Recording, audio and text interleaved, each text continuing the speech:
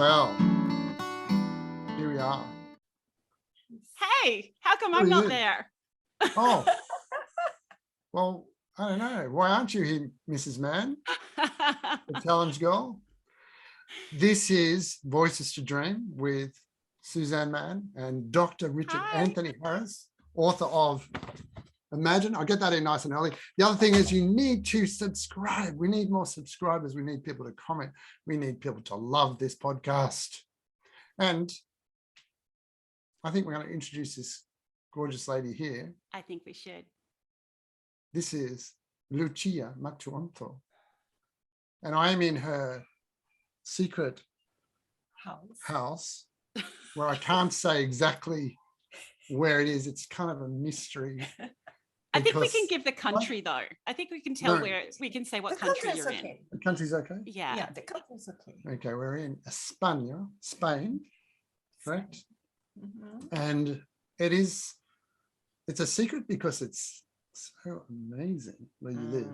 So amazing. And it's a privilege to be here and lovely to meet you. And thank you for coming on our Thank you. podcast. Thank you. And Lucia is my friend, and she's just something special. She's a special, special person. Oh, thank you. She's full of beans, and she's full of love, and she's full of positivity and creativity, and she's a great supporter of creative people. Mhm.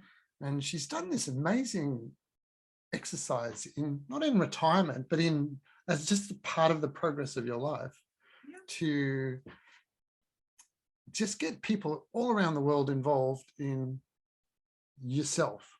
Yes. And and talking about what they're interested in and what they're doing and what they're creating. And so we're going to find out all about that, Yes.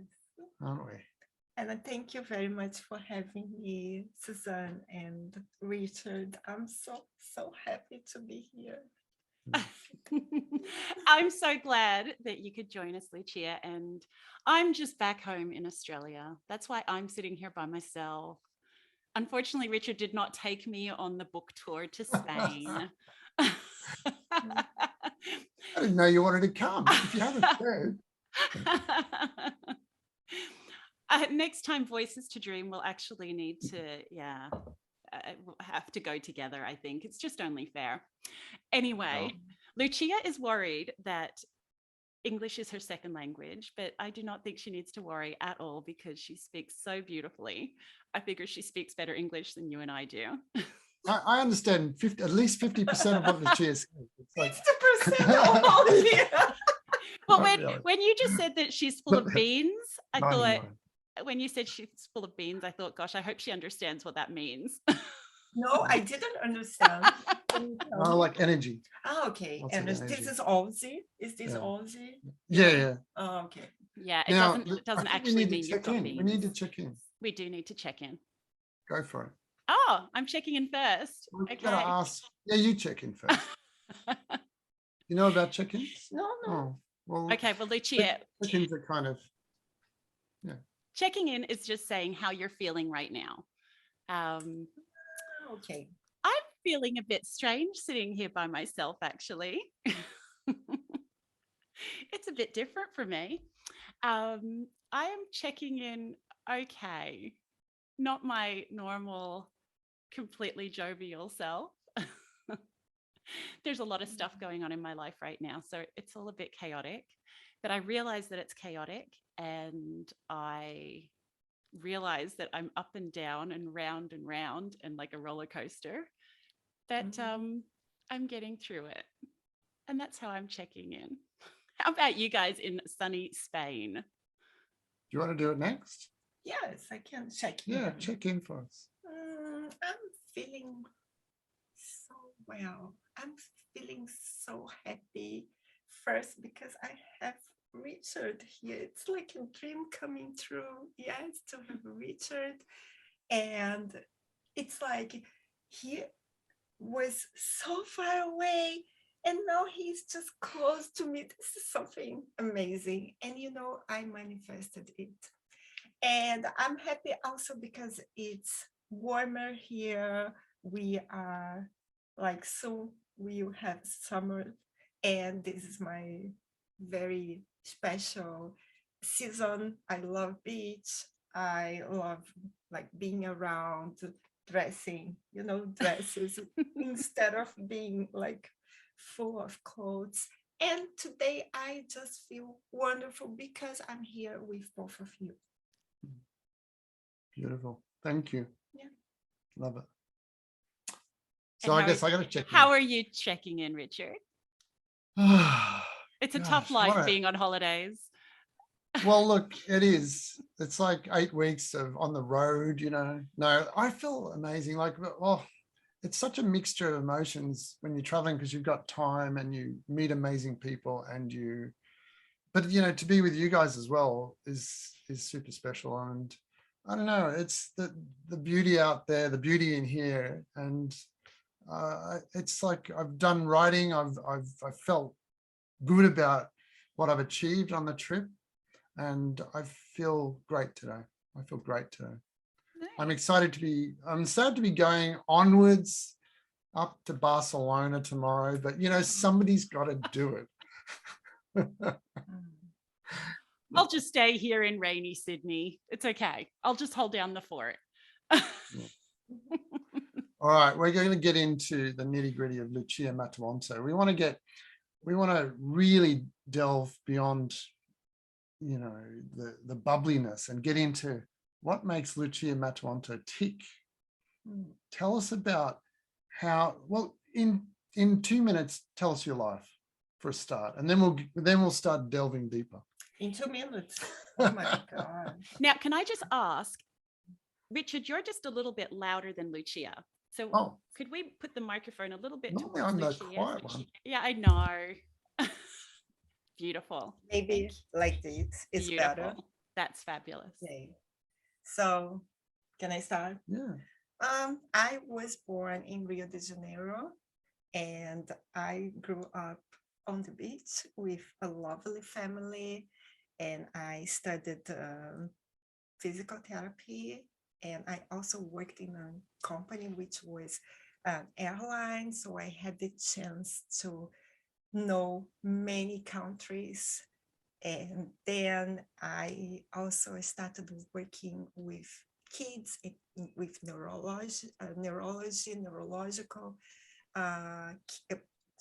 kids with neurological issues.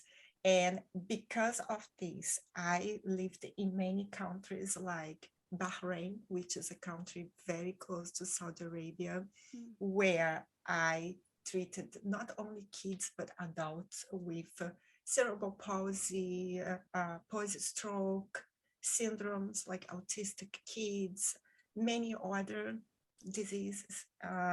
And I had the chance to go to Cairo to run a lecture. There was my first lecture, and it was so like, this was an aha moment for me that I said, how can I go to Cairo to run a lecture for 5 days in English? And then I got prepared. I went there, and then since this first time, I was invited to run lectures in many other countries. So I went to Cyprus, I went to Malaysia, to India, to Portugal, to Brazil also, in Germany as well, so France. So it was like a dream, and like being able to teach other healthcare professionals and also treating these patients who were so lovely and in need for help, and also meeting their caregivers and family, for me was very, very rewarding. And so I lived in Bahrain, in Dubai, I lived in Brazil, of course. Now I'm in Spain. I lived in the US and also in Germany. And I had to learn all these languages. No way. So you're a little girl in Brazil, growing up, happy life, and you dreamt about other places and the world, in total, and then you kind of fulfilled these dreams, and had the courage to go and live in all these countries. What was that experience like? Just amazing, just amazing. You know why, Suzanne and Richard? When I was a kid, I was always reading. All the time I was reading books, and the gifts I want were always books. And through the books, I was visiting other countries, and my dream was to visit other countries. Then I was so focused on this thing that I ended up going to an interview, and it was for working for American Airlines. So then I said, now is my chance to see the world. And I don't know if it's because I was so focused on it, or was lucky and I was studying as well. So it was a mix of everything. And then when I could fly internationally, I went to Dallas-Fort Worth. I spent 1 month there learning. And then afterwards, I was really hired. I was not a flight attendant. I worked on the ticket account. But I was like, my dream was to be working. And you were there in the States, kind of experiencing a whole new culture. Yes. And then, getting used to that and the language. I kept going to the US for courses for the weekend. And then I could visit museums, I could meet with other people, and I was always very curious. So this curiosity was the way I learned so much in a few time. And yeah, this was something that I could never imagine that I could active, but I activated it. And this is what I always dreamed in my life, was to be in contact with different cultures, different people, and like Richard, like you. And this is what makes me happy. Did you have a? My goodness. Well, I've got a few more. Well, I'm wondering how you go from, I had no idea about that as your background, Lucia. And how do you go from that to then running podcasts and writing books, writing children's books in Spain? And other books too. Yeah. So basically, when I moved to Bahrain, I want to be in contact with my friends. And the way we found was to start writing about our lives. So we could be in contact, and it was something that we could write on a blog. And we started a blog, which was very successful in Brazil. And from this blog, we wrote a book in Portuguese. Yeah. So this was the beginning. Crazy Woman book? Yeah. Right. Mulheres Enlouquecidas, which means crazy women. Is it only written in Portuguese, or? Yeah, but I want to translate it to English, because the story of this book it's so funny, because this book shows stories of friends, of women. We change their names, of course. The situations are hilarious. Okay. I just love that it's called Crazy Women, because I'd be right in on that one. Yes, and I think I will be translating it. I wrote it with my sister, so I am the co-author. And then after that, I had the chance to start writing for a blog. This blog was a travel blog. And then I was writing about Rome and the Vatican Museum. So I started writing this. It was like continuously, and I really love writing. I realized that this was something that I want to do eventually. So then I was working hard. I didn't have time to be writing or painting. So what happened? Fantastic painter. Oh my God. Oh my goodness. You should see, she's so amazing. Like the house is full of these seriously amazing paintings she's done. And like a bit like you, Suzanne, you're a wonderful painter too. Anyway, She Thanks, Suzanne. Anyway, Not really. Okay, keep going. So then I was just working and the pandemic started. And I was living in Spain. Because in all these countries, I was able to work as a physical therapist, as a Pilates instructor, and also kept giving these lectures. So when we moved to Spain, we had a extreme lockdown. And I said, what am I going to do? I cannot be physical therapist here in this moment. So I decided to write the stories I used to tell my patients, because I like sometimes they didn't want to be treated, and I had to, to find a way to make them to stay there and feel happy. So I kept writing stories and illustrating for them. So at the end of the treatment or the week or the month, I used to give them the stories. So I said, no, I'm going to write about a crab. Why a crab? Because I love crabs. They are so funny.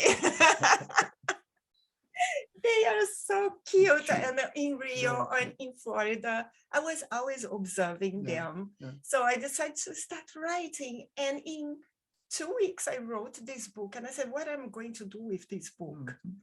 So I started taking courses online. And I just published this book in less than 1 month. And I did all the promotion and I started liking it. And I said, wow, this is what I want to do. And then the second one came and the third one, and now the fourth one. Oh, show the fourth one. Out of the box. Love it. I read the third one, and it's very, very cute. And I'm about to read this one. I'm going to read this one in France. You're bringing a copy back for me to read. Yes, I have one for you. That'll be on my book review Instagram page. So that was such an incredible positive experience, getting into the writing, and then how did that end up leading into all of the rest of it? Like it's just this empire, this Lucia's empire. Well, you've got to explain, because our listeners don't necessarily know what else you do. What else do you do? Just so many things. Sorry. So I have a podcast. The Relatable Voice. Fantastic. There's many, many episodes. Huh? Yes. I published 182 episodes in 1 year and 2 months. And yes, and the idea behind this podcast is the RV, that stands for relatable voice, the relatable voice. And it's as if I'm driving my RV and going to, for example, to Sydney to meet you, to give you a ride. And then we talk about your life, books, and whatever we want to talk. And I have this podcast. The podcast was like, I'm still have nothing to do inside, locked this house, locked in. I need to talk to people because I love people. She's a bit of a people person. Totally couldn't tell. I said, I need to be in contact with people. I'll be crazy here inside this home. So I decided to have my own podcast. But Suzanne and Richard, English is not my first language. And I said, maybe it's not going to work. And because of some naysayers, I said, okay, I will do it. I'll do it. I love challenge myself. And then I decided to transform. She's called the Challenge Girl. Challenge Girl, sorry. You were asking about that the other day. Yeah, Challenge Girl. I decided to have this podcast in a way, like the reason was to give an opportunity to have other authors, to give them a chance also to show their work, to talk to people, of course, because I love talking, I love talking. And also because I want to challenge myself. I said, I will start having English classes to improve my English, but I don't want to be only studying grammar, or I just want to know people's stories and work on their stories.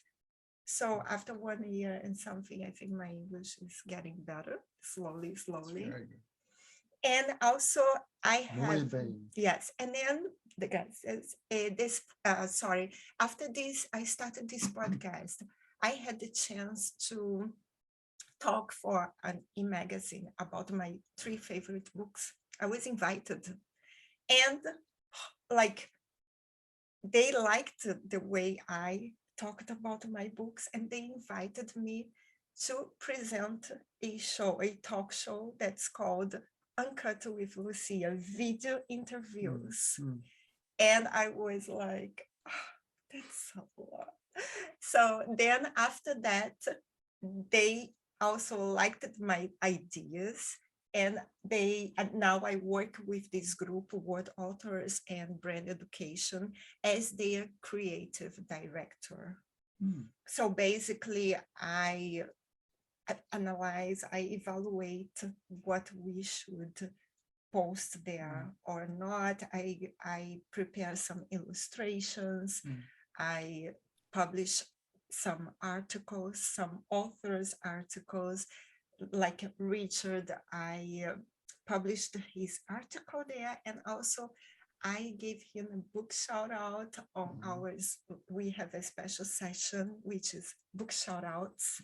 So it's all about promoting people, talking with people, listening to their stories, reading their books. But you've also got some other exciting things coming up as well. Yes, I am creating an anthology. Really? This anthology. Tell us about the anthology. Yeah. Okay, this is one more thing that I'm like. I think I'm a bit excited about this too. Yes, because this anthology, we are going to have 14 authors writing stories, not exactly 14 stories only. We will have more than 14. And I have special people who participated in the podcast there. And Richard is there. He has written 2 stories, and CJ is also there. You are there, and you'll be part of the anthology. Of course, you couldn't be out of it. It is my first foray into actually writing something, so I'm a bit nervous about that, but I'm very grateful that I've been included. Of course, I love your story. I love it. It is going to be fabulous because we have different ways to write. We are from many parts of the world, and we've even got a New Zealander. Yes, New Zealand. And our goal is to make people smile after this craziness that we've been living. Yeah. That's the intention of the anthology, isn't it? To have people smiling at the end. In the end. Yeah, it's very exciting. And the other ideas, well, the things you're doing, in September, you've got some little event happening. Yes, we are having our book fair volume 1. It's the RV book fair. So we are going to have around 20 authors, and we'll be like having interviews, discussion panels, book shout outs, books giveaways, and many other things. And it's just amazing, everything that's happening. Now, all right, I want to get back to you a little bit though. Tell me. Okay. I'll let you in a minute, Suzanne. Oh, thanks. I'm domineering this interview. That's okay. All of these places you've lived in and been in and learned cultures in, what have you learned? How has it changed you living or in all of these places and taking all that in? What have you got out of it? How has it made you? Yeah, it made me, as you said, because of this whole different word, it's like Bahrain, they have their culture, which is very rich and interesting. Their food, their culture is so incredible. Dubai as well. And Germany, the language, to learn this language, I realized that you need to be very strict to be able to learn that language, because they have their rules, which are amazing. I learned how to be punctual in German because I was not. I can't believe that you've learnt the languages of all of so many Yeah. languages as well. So how many languages do you know, Lucia? I speak 5 languages. When I was living in the Arab world, I could say some words, but of course I forgot. I could understand very little things, but I speak 5 languages, which are Portuguese, English, Spanish, Italian, and German.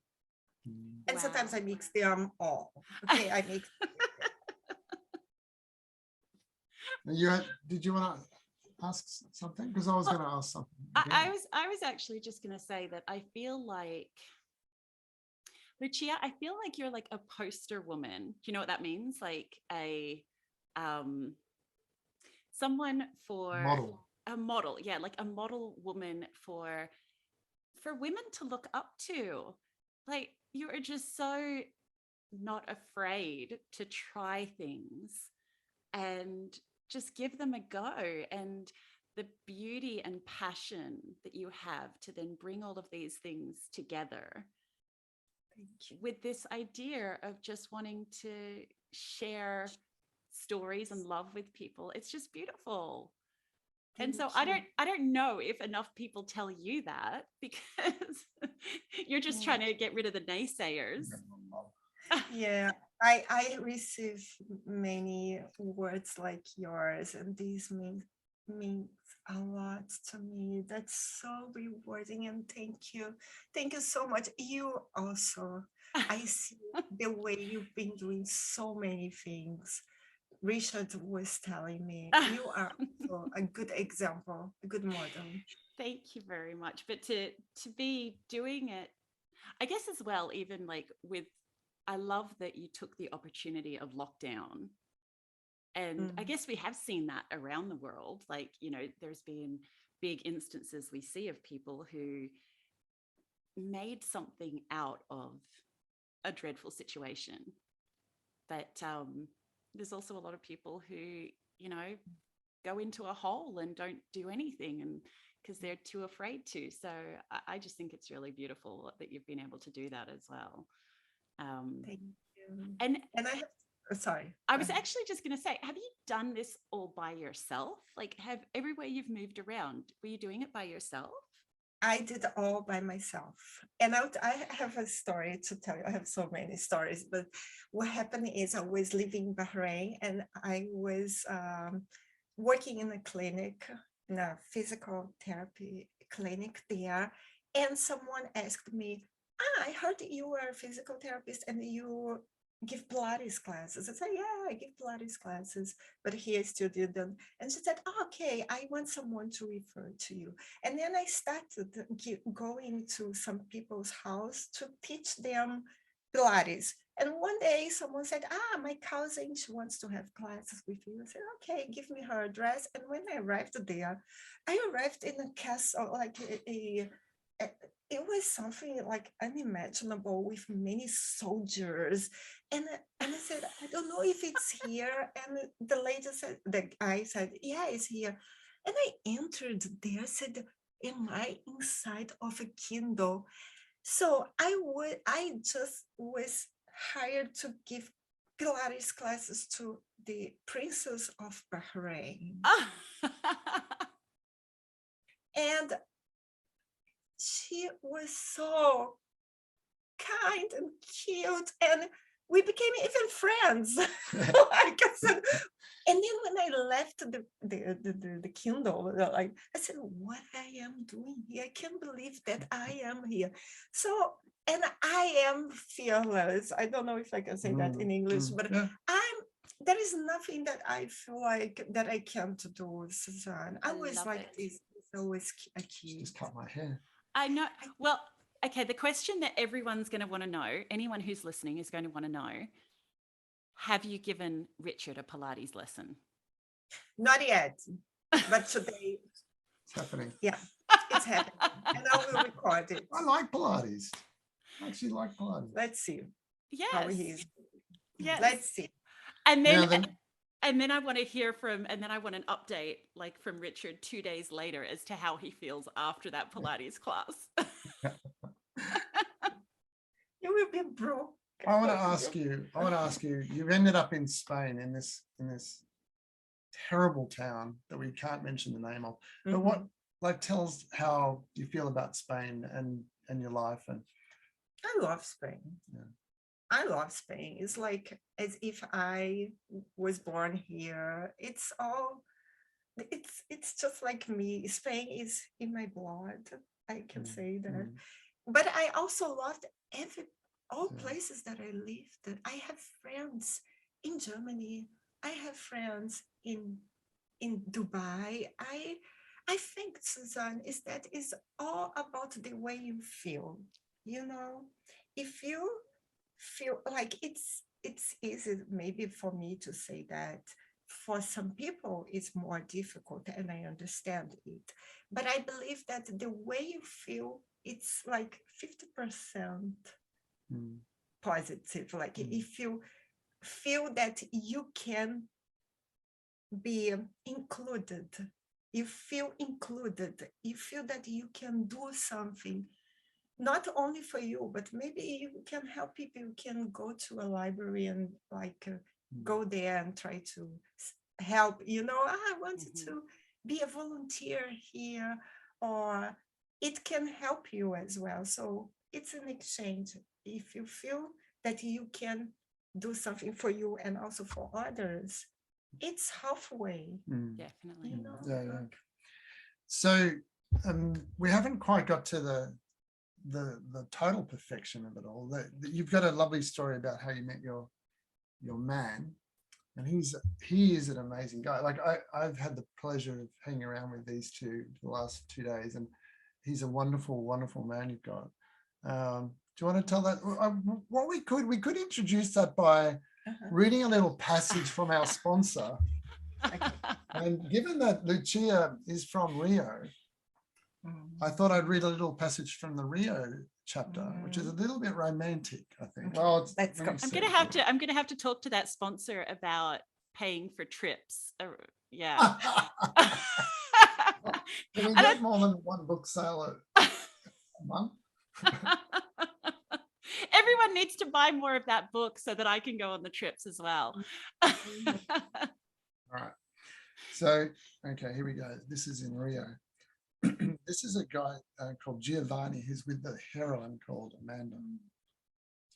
He didn't stop kissing her neck, but rather her confession accelerated his evident desire to have her for himself. Handed over, lost to passion, enmeshed in a desire that was unstoppable on both sides. They literally tore each other's clothes off, and he worshipped her from toes to forehead and front to back with his lips and hands. Amanda opened herself to every feeling and every touch, offering herself up selflessly and generously. She was an incendiary lover and had always known it, and she and he became as one in mind and body. It gets a bit rude from there on. Yeah, but anyway. He's just been waiting to read that passage to someone, Lucia. So thank you. Leave it at that because it does get a bit steamy after that. Anyway, tell us a bit about like Rio. Is Rio really the most romantic place in the world, or what's your impression? Tell us about Rio. Rio, I don't know if it's the most romantic place, but it's the most beautiful place in the world. And I've been traveling a lot. Okay, I'm Brazilian, I'm from Rio, but it's very beautiful. And I can say that meeting someone for the first time or meeting someone in Rio in front of the Christ, the Redemptor, it's just unbelievable. I think it's Yeah. Is that, beautiful romantic. and romantic. is that where everyone has their first dates in Rio? Not really. Is that where No. you met your other half? Or No. so now we I need to met- know the story. What's the story? Yeah. Okay. Okay. I was living in Bahrain and my daughter was living there with me. And I had this chance to go to Cairo to run a lecture in Egypt. So I was freaking out. I said, oh, how can I go there and give 5 days class? And then I accessed a website, which was Live Mocha, where people could exchange knowledge and language. For example, I was checking and I saw someone who wants to learn Portuguese and was an English speaker. And I said, wow, this is a good thing because I can help him and he can help me. You know, it's all about helping each other. And then I wrote him, I introduced myself, and then he wrote me back. And he said, we can talk on Skype. So when we Skyped, it was love at the first Skype, I think. Yes. But Love at first Skype. at first Skype. Wow. But I was in Bahrain and he was in the US. And we were like, let's say it was 1 p.m. for me and was really 8 p.m. Like one day before. It's like the difference we have in Spain and from Spain and Australia. And we started talking, and in the end, he didn't learn Portuguese with this conversation because I talked a lot. I was talking in English, and I went to Cairo. It was everything fine. So after 3 months and talking every day, we met in Paris. Paris. And yes, Paris. This Paris is the most romantic Paris place. in the springtime, you know. Was spring. Open car. Was spring. I mean, No. there's a song. Mm. Paris, yeah. So since this A few day, songs. I said, no, my life will never be the same. And after 3.5 years of meeting in all these places that I've been giving classes, and also he was meeting me in this place like Portugal, Malaysia, and other places. I was meeting him in the US, in Italy, in Rio. So after these 3.5 years, we got married in Rio and also in Italy. Yeah. Oh, beautiful. I think Italy's pretty romantic as well. Huh? Very romantic. Yeah. Italians are very romantic. You know what, the thing I've observed, like they're such a lovely, amazing couple together. They're so sweet. But there's a little edge to it, but it's like, I don't know, there's something magical between you two. Yeah, it's just so wonderful to see. It's just beautiful relationship. Yeah, because he's my #1 fan. So everything that I come up with, these crazy ideas, he said, wow, that's nice. Instead of saying, oh, this is not going to, work. No, he always said, try. And I tried because I'm not afraid of trying. Yeah. So that was the way we met. Yeah. Wow. And then you decided to live in Spain. In reality, we decided to live in the US where we was living. And I moved with my daughter to Pittsburgh. We lived there for 6 months. And then he had an opportunity to spend 3 years in Germany. We went to Germany. We lived there. so to live there. So after Germany, 3 years, we went back to the US and we stayed in Orlando. We didn't go back to Pittsburgh. So after Orlando, we were there, happy, everything was great. So the company said, do you want to go to Spain and live there for 3 years to, work in this project?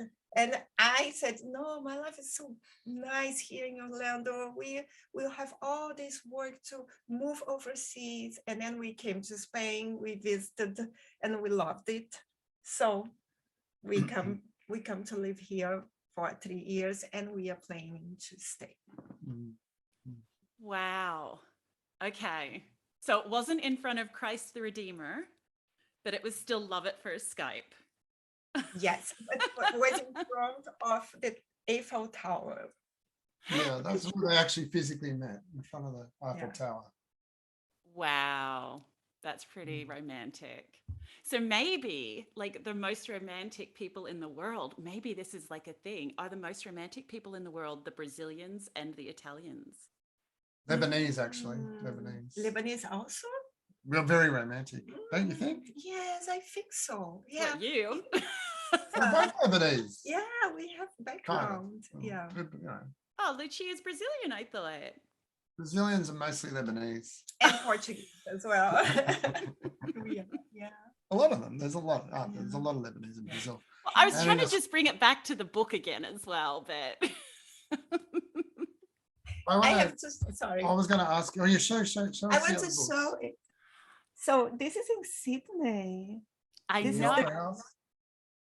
The I've been reading about Zoe, and one of the things I love, well, which I guess this was one of my questions for you.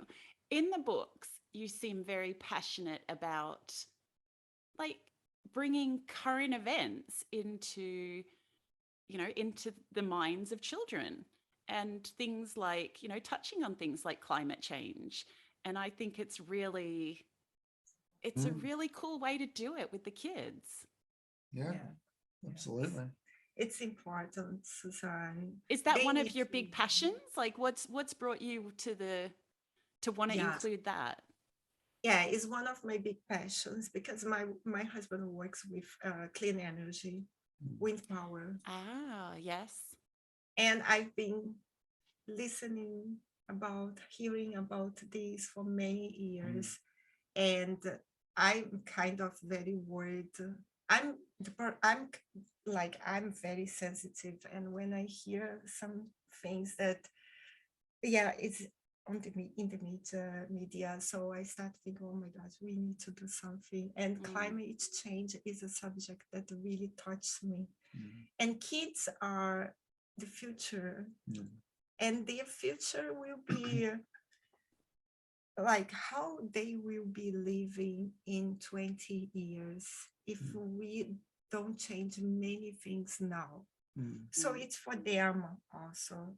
We need to change something now. They need to learn now, because it's important they can have a life that we had, because it's not fair with them. So I write in the books in a way that it can be fun, but at the same time they can take some let's say advice or some education about what is going on and what they can do to change. Fantastic.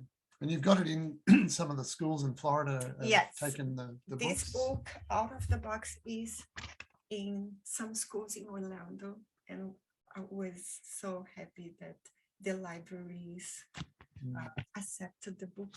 And this book is being working. Kids will be working with these books for science at science classes. Right. So is it an activity book? Can you tell us a bit about that book?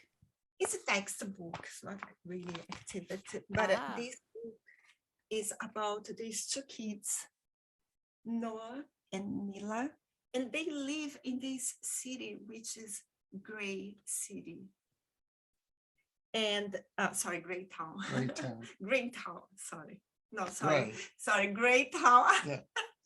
So And it's kind of dull and there's yeah, smoke and it's like a box, and it's full of smog, industries, Okay. pharmacies. Yeah. And they are very proud because they have a pharmacy in each corner, and they can produce food, like canned food. They are self-sufficient. And the population, they are happy there, like, let's say happy, because they don't know another country, because they are, or city, they are not allowed to go to other places. So one day, this dog, Buster, which is my sister's dog, the real Buster, he finds a hole, and he digs a hole, and he finds a way to go out. And then those kids, they learn that there is a different world, and different people, and different way of living, a green way of living. But they need to try to change their box, the world that they are living. And it's not easy. It's not easy, but we need change. So it's a brilliant idea, and I'm really looking forward to reading it. thank you. I've got it. And That's Suzanne, my next book. Suzanne too. Yeah, I'll bring a copy for her. Yeah. So I think it's been brilliant talking to you. Thank you so much. We've learned a little bit more about you, and that's wonderful, because we all love you, and there's so many people around the world that appreciate you and what you do. Thank you. I'm going to cry. I'm going to put Lucia on the spot and ask Lucia for what's her biggest piece of advice she'd give to our listeners. What would you say to our listeners that they could do today that would help to make their lives maybe better, or the world better? Yeah. What piece of advice what bit of wisdom would you share with our listeners? My advice is that you should do what you really want to do, because if you are happy, you are able to make other people happy. So if you dream to illustrate, to draw something, to be an illustrator, a writer, a dancer, there is no age, there is no limitations. If you think you are too old to dance, you are not too old to dance. You are not too old to write books. You are not old for anything. And if you don't have a place to dance inside of your room, inside of your house, or invite your friends to dance with you. But, I believe that we can always make other people happy if we are happy first. And that's the advice. Don't think that it's impossible, because it's not. Because this is what I experienced for my whole life, and nothing is impossible. Just go and do it. Very good advice. I'm not telling you that you start dancing and you will be a super famous dancer, you'll be no, you just start doing and feel happy and make other people happy. Take people with you. It's great. Love it. Beautiful. I love it. Thank you. You're welcome. So happy to be here today. What do you reckon, Mrs. Mann? Challenge goal, Suzanne Mann? I reckon we've done pretty well. It's getting wonderful. It's getting late here in rainy Sydney, and you guys have to have margaritas on the beach or something. We got a kayak yesterday, so we're doing kayaking a bit later. Oh my goodness. Wow. I love it. I'm just totally jealous. But thank you so much, Lucia. Thank you for joining us, and thank you for taking time out of your really hard, long holiday there, Richard. Thank you very much for inviting me. This is such a pleasure. It's such an honor to be interviewed by both of you. This is it's so much fun. Wow, this is the best interview ever. Love it. It's been really, really good. I love it. I've learned stuff about you. And I love you. I love you too. And I love you, Suzanne. Oh, love all round.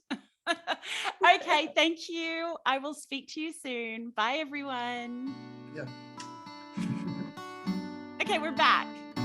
We I forgot love something. this. I love this. What have we forgotten? I'm having a massage. Oh, Okay, we need to know Lucia's, how we get to see Lucia. how do we contact you, Lucia? How do our listeners find out where you are? All about you. Yes, my website is www.luciamatuonto.com.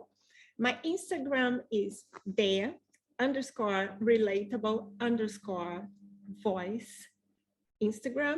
And Facebook is Lucia Matuonto. Twitter is L Matuonto. What else? LinkedIn is LinkedIn? Lucia Matuonto. Yeah, so you're pretty Beautiful. well everywhere. Yeah, I'm all over the place. Yeah. Good. And I will have that at the bottom of the screen. And I have to apologize to anyone who's listening and who can hear the massage chair in the background that Richard is thoroughly enjoying as we're sitting here. It adds to the atmosphere. He is like a king here in Spain. Real. Real? Hey, Hail. hey, Hey. rey. Rey. Mhm. I don't know what you're trying to say. What's that? King. And Oh. one Sebastiano. One Sebastian. One Franco. Okay, we're still doing the podcast recording right now, so No, we're not. we'll save the Spanish lesson for another time. Thank you for that, Lucia.